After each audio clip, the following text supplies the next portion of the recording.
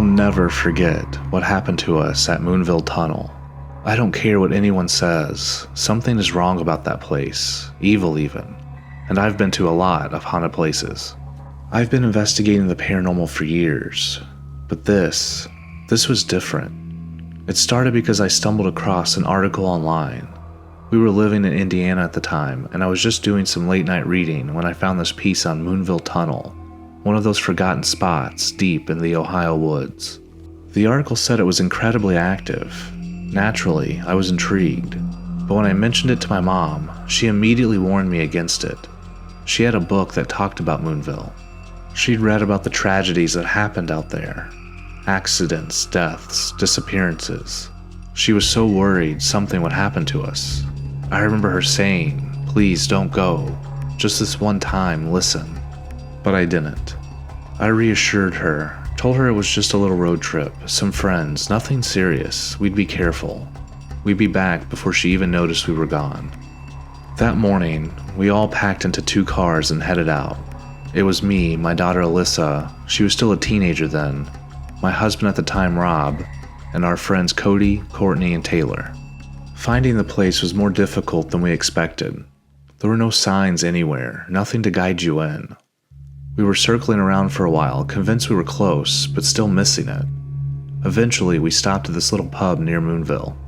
A guy inside gave us a strange look when we asked for directions. I'll never forget his exact words. "Why would you want to go there?" Still, he was kind enough to give us directions. Said he wouldn't go all the way out there himself, but he'd point us in the right direction.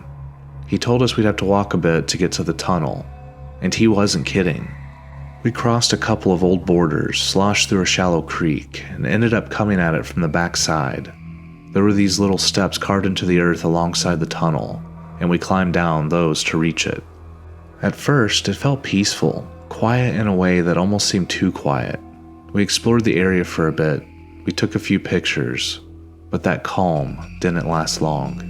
A group of young adults showed up, a girl and 2 guys. They didn't say a word to us, didn't even acknowledge that we were there.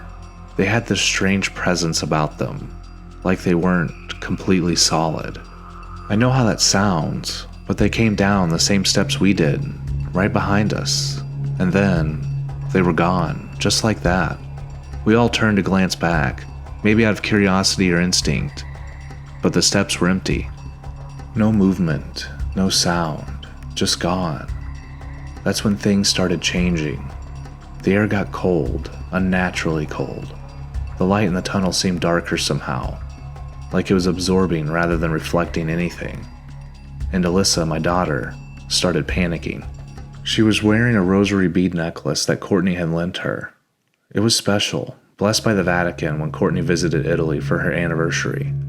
I watched Alyssa clutch it tighter when she yelled that someone had just pulled on her shirt. We all froze. We were standing up against the tunnel wall. None of us were moving, and yet the sound of rocks being stepped on echoed around us, like someone was rushing towards her again and again. You could hear the gravel shift under invisible feet, loud and deliberate. My daughter tucked the rosary into her shirt, hoping that it would stop whatever it was, but it didn't. If anything, it got worse. Whatever was in there focused on her, on that necklace. Then, as if in slow motion, it was yanked off her neck. And that was it. It was like some switch flipped. The boys, Cody and Taylor, and even Rob, my husband, they turned. Their personalities changed in an instant. It was like they weren't themselves anymore. Something took over them. They became angry, aggressive, violent. It was like that tunnel was using them against us. Courtney didn't hesitate. She grabbed Alyssa and ran, but she left her car keys in my pocket. I panicked and took off after them, but the woods swallowed me up. It was dark, disorienting. I lost my footing trying to cross a creek and went down hard. My flashlight slipped from my hands and disappeared into the mud. I was drenched, cold, and disoriented. And then Rob, my own husband, he was on top of me. He tried to drown me. I fought him, screaming, kicking.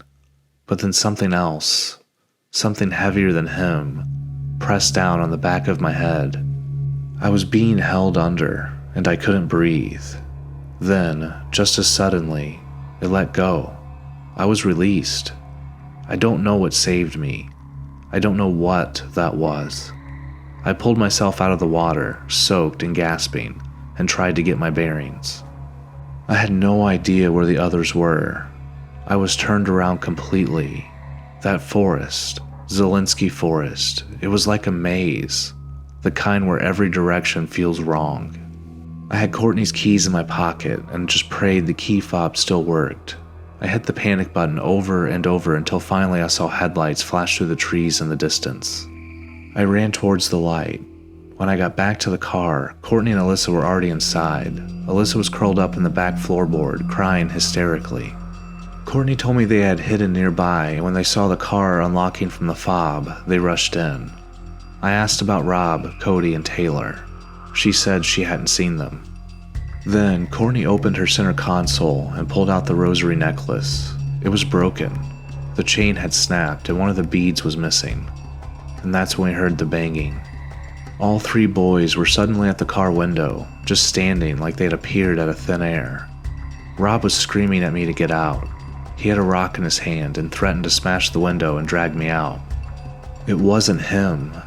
I mean, it was his face, his voice, but it wasn't him. He never acted like that. None of them had. Courtney wanted to leave them behind, but I couldn't do it.